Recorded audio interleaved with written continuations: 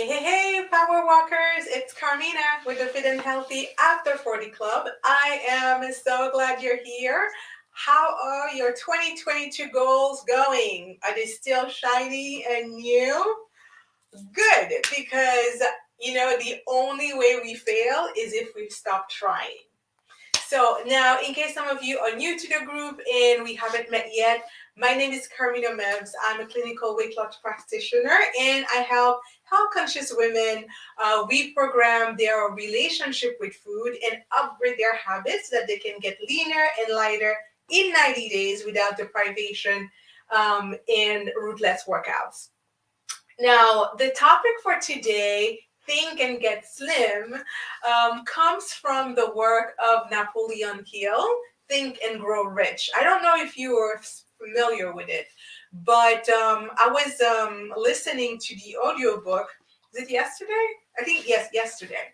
And, I went through the 6 steps for success. They're very famous by Napoleon Hill. And I was like, oh my God, like this applies to anything, not just on the business side.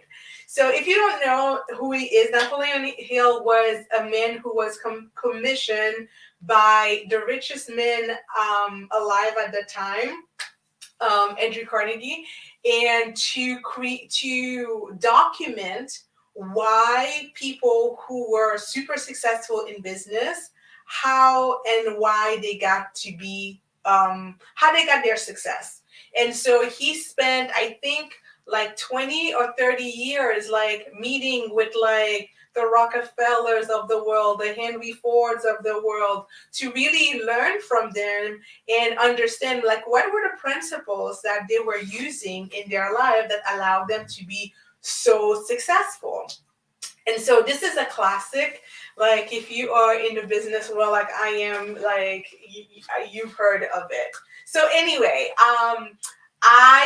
what I wanted to do is see like how can we apply the same success principle to your health goals. Okay, so I am going to be referring to my notes because it's a lot to remember and my old brain cannot process as much as it used to. Okay, so there are six. See, I can even count my fingers. There are 6 steps that Napoleon Hill has pretty much condensed, and that he recommends that everybody follows in order to have success.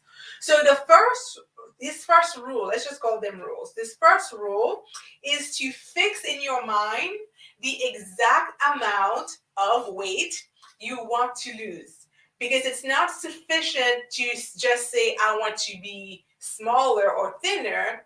You have to be definite as to the amount.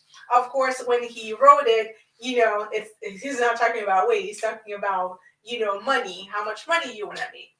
But what's interesting about that rule is that there is a psychological reason behind behind the idea of setting specific goal. Okay, because according to, I forget, whatever, there's studies, many studies have been made on that topic, and they found that when people set precise and challenging intention, they are much more successful than people who just are vague about it. And the main reason is when you have a definite target, then you better understand what is it going to take, in order for me to reach it, right? Because if you say I want to be healthier, well, what does that mean, right? How versus when you say I want to lose 20 pounds, right? Then okay, well, in order to lose 20 pounds, there are certain things I'm going to have to do, right? Whether it's working out, whether it's eating a certain way and things of that nature. Do you see what I mean? Versus I want to get healthier. Well, okay, what are you going to do?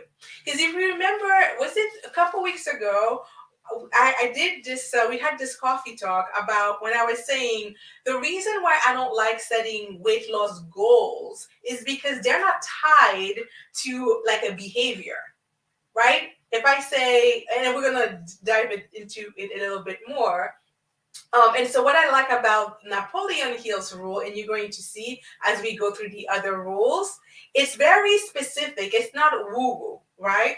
So his second rule, and I'm going to read it to you and paraphrase it.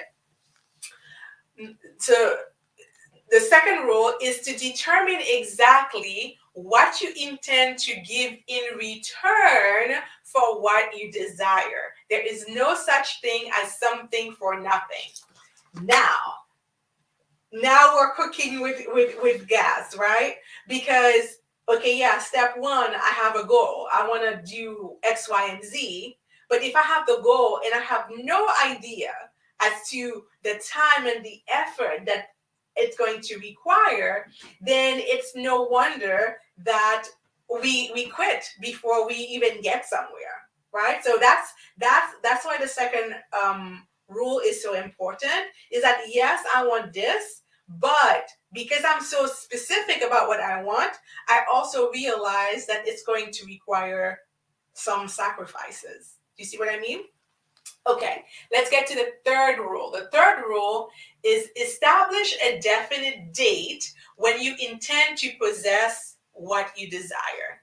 Okay, so that's an interesting one, and I had a little bit of issue with it, especially when it comes to weight loss. Because again, as we discussed, you really can't you can't predict, if you would, how much your weight you're going to lose by when, because your body is not a machine, right?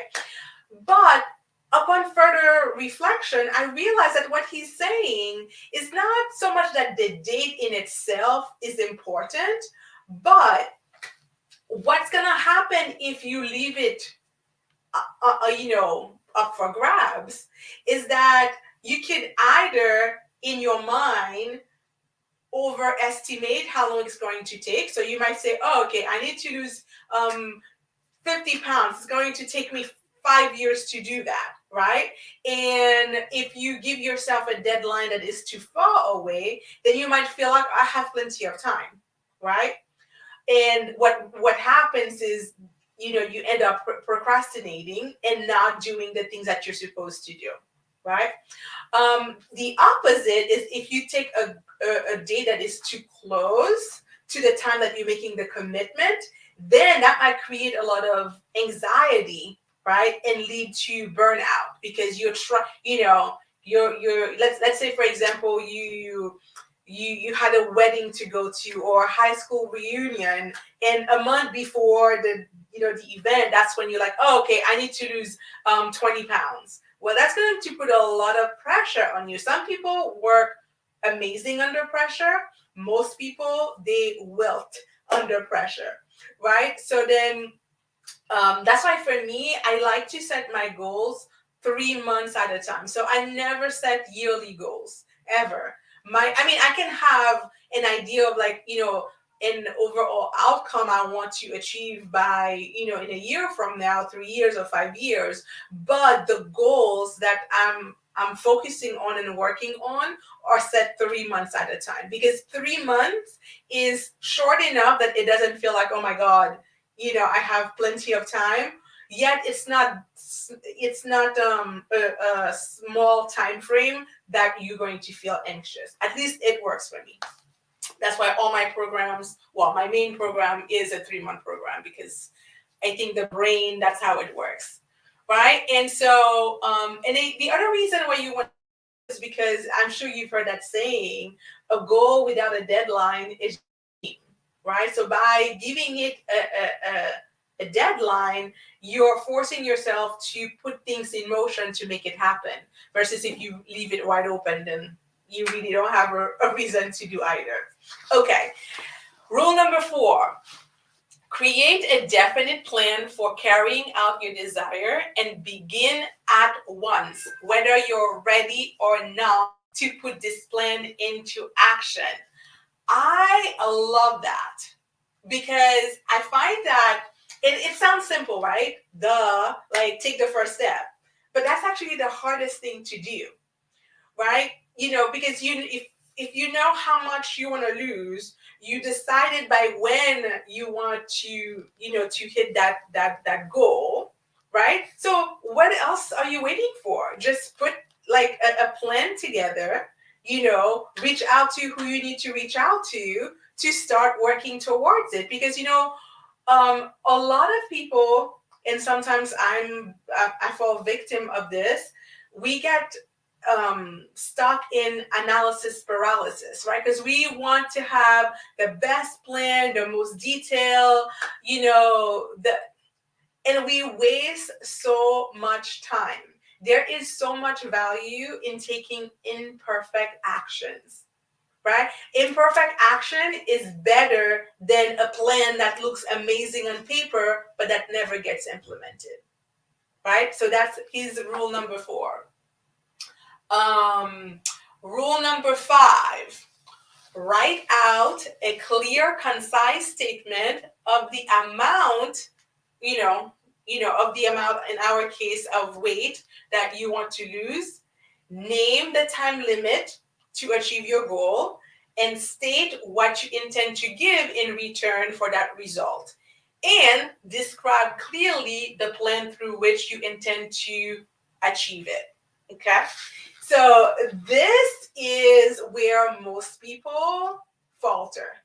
Like, they dream a big dream, they have, amazing ambition, they have an idea of what they need to do and when they want to do it by, but it's all in there.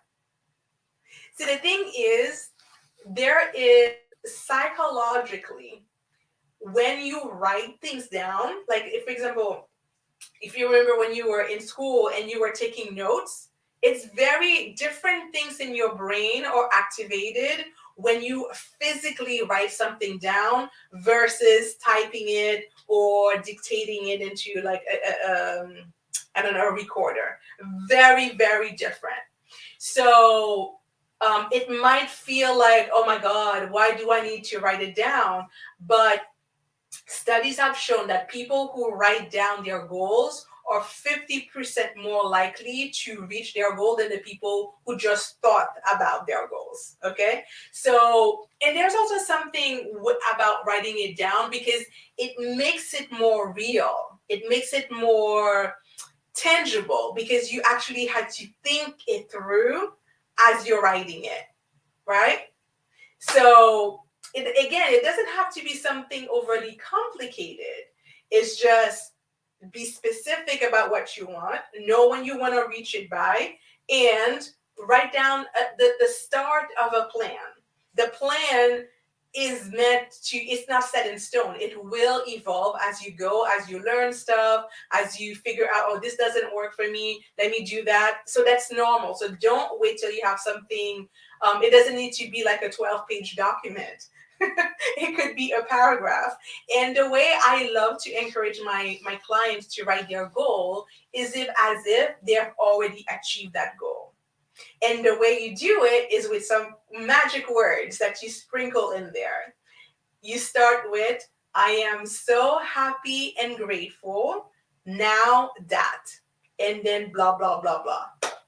So you're writing the goal in the present tense, and you're expressing gratitude, right, for the thing that you've already achieved. It's like, well, Carmina, what if I don't achieve it? It doesn't matter. You see, I think where we get stuck is that we feel like, well, what's the point of having a goal if I'm not going to hit it? The point of having a goal is to get you into action, because what makes us happy is not necessarily achieving the goal. Obviously, we're happy that we do. It's the progress that we're making as we are working towards that goal. That's why, I mean, there's been studies after studies. That is the key to happiness. It's not, because here's the thing, and it's funny because if Richard is probably listening to me, but we were having this conversation in the car. I think it was yesterday. I was dropping him at school about, goals and achieving things.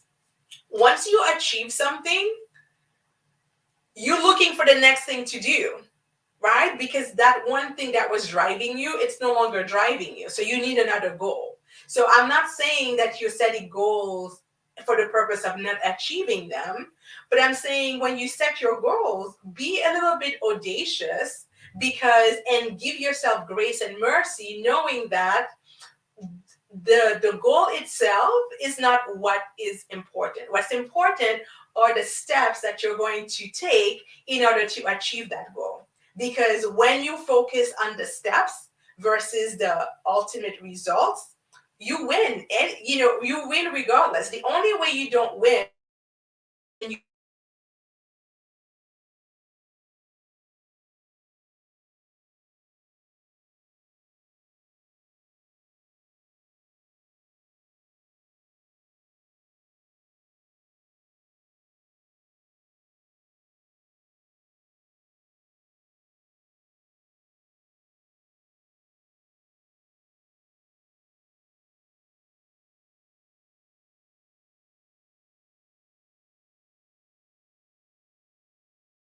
you do the healthy habits that are going to get you to your goal.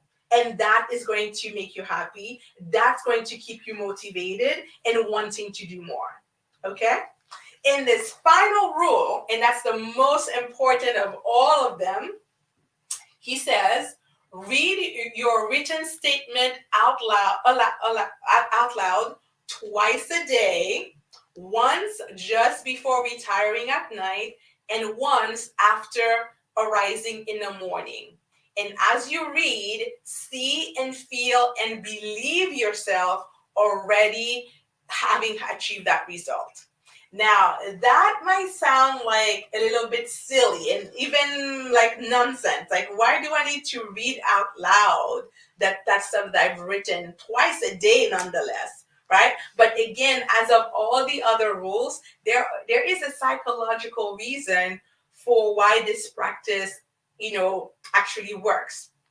So there was an article in Psychology Today and about affirmation. So affirmations are things that you say out loud so that your subconscious mind can start to believe certain things about yourself or about the world, right? So use affirmations to create the reality that you want to see, okay? And the reason that it's powerful is because your subconscious cannot make the distinction between what is real and what isn't. It will take in whatever you feed it. That's why you hear like you have to be mindful, especially with kids, about what you watch, about what you listen, because things that are on the that you're listening to are programming your mind. So the idea of repeating your statement twice a day, it's definitely it's not so much saying it for the sake of saying it. You have to while you say it, you have to imagine yourself being that person, having achieved the results that you want to achieve, because it's the emotion is connected to your goal. That's what gives it the power. Okay, because you increase your vibration to the world, and I'm sure you've heard of the law of attraction, right? And this is what it is. It's not just saying I want X, Y, and Z, and kaboom is going to manifest. No, it's I want X, Y, and Z, and having the emotion behind it to back it up. Okay, and Napoleon Hill said it's important that you follow the instructions in these 6 steps. It's especially important that you observe and follow the instruction in the 6th step. So let me give you a quick recap of the 6 steps for success according to Napoleon Hill.